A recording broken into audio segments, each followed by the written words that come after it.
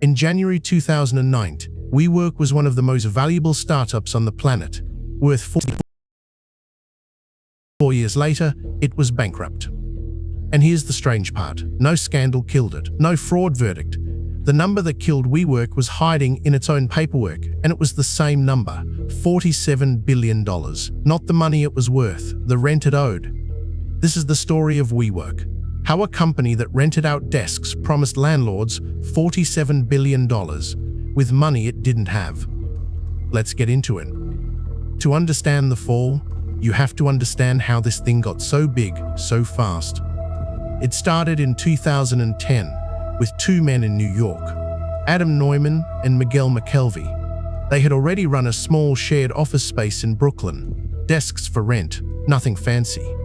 Their new company opened its first location in Soho, Manhattan in 2011. The idea was simple: rent a building, fill it with desks, glass walls and free beer, then rent those desks back out, one at a time. But Neumann didn't sell it as a real estate company.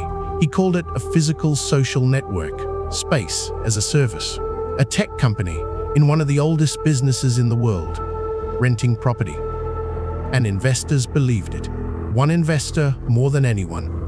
Masayoshi Son, the founder of SoftBank, one of the biggest investors on earth. SoftBank poured more than $10 billion into WeWork. In November 2018, SoftBank put in $3 billion. In January 2009, $2 billion more, at a valuation of $47 billion. $47 billion for a company that rented desks. WeWork was opening new buildings around the world at a furious pace. Every building was paid for with investor money, and every single one came with a promise. Because here's how the machine worked.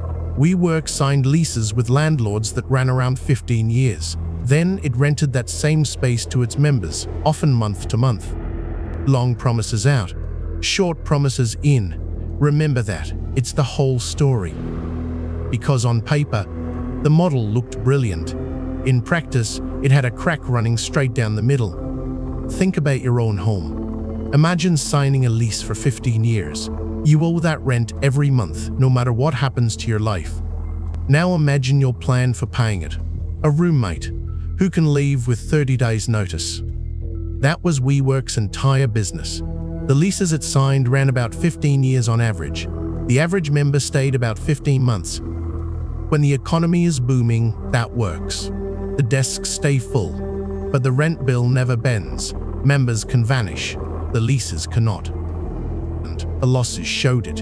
In 2018, WeWork brought in about $1.8 billion, and it lost about $1.9 billion.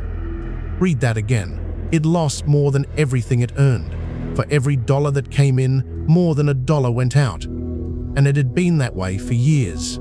The faster it grew, the more it lost. Most companies grow toward profit. WeWork grew away from it because every new building added more 15-year rent to the pile. By the middle of 2009, that pile of future rent had reached $47.2 billion.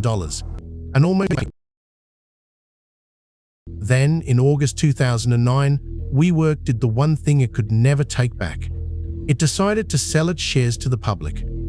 And to do that, a company has to publish its real numbers, all of them, in a document called an S-1. For the next 6 weeks, the entire financial world read WeWork's homework. They found the losses, $1.9 billion gone in a single year. They found the rent, $47.2 billion in future lease payments promised to landlords, and of that mountain, the parent company had guaranteed only about $4.5 billion. The rest was promised by smaller companies underneath it, with almost nothing in them.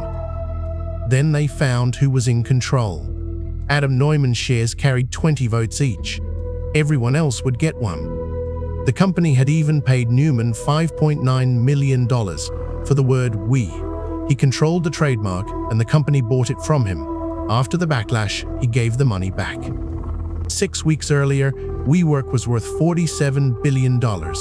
Now bankers were struggling to sell it at 10. The share sale was pulled, and the money it was supposed to bring in never came. In September 2019, Neumann stepped down as chief executive. He left with an exit package reported at up to $1.7 billion. Part of it was later pulled back, but the headline wrote itself. The founder got a soft landing. The company got the bill.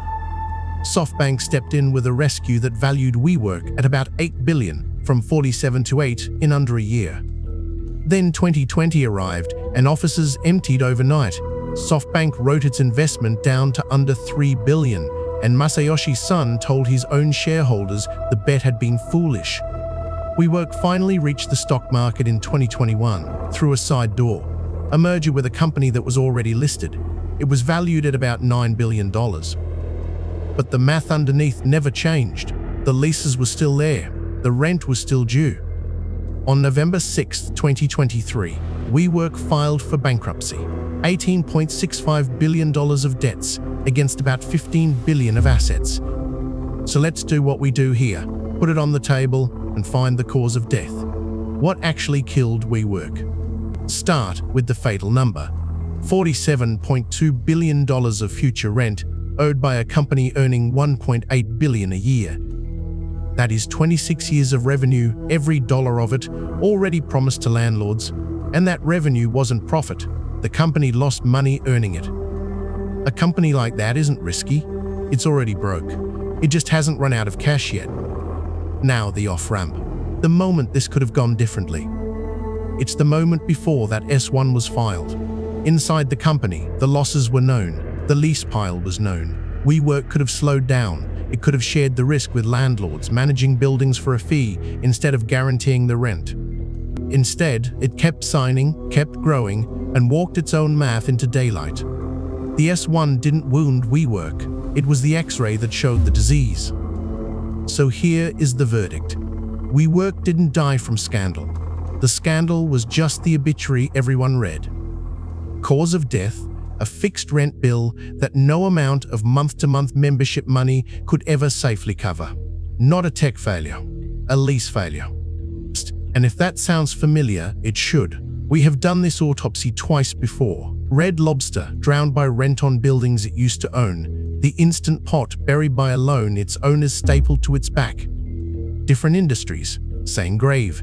A fixed bill the business could not outrun. And WeWork is the purest case we have ever covered. Because this time, the fixed bill wasn't bolted onto the business, it was the business. Here's the lesson these stories keep teaching. When a company's costs are locked in for years and its income can cancel any month, growth doesn't save it.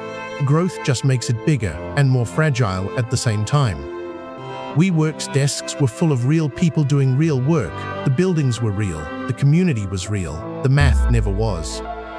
If you want more stories like this, fortunes built and fortunes buried, that's this whole channel. Subscribe, and I'll see you in the next one. And tell me in the comments, could WeWork have survived if it had stayed private and grown slowly? Or was the 15-year lease model doomed from day one? I genuinely want to know what you think.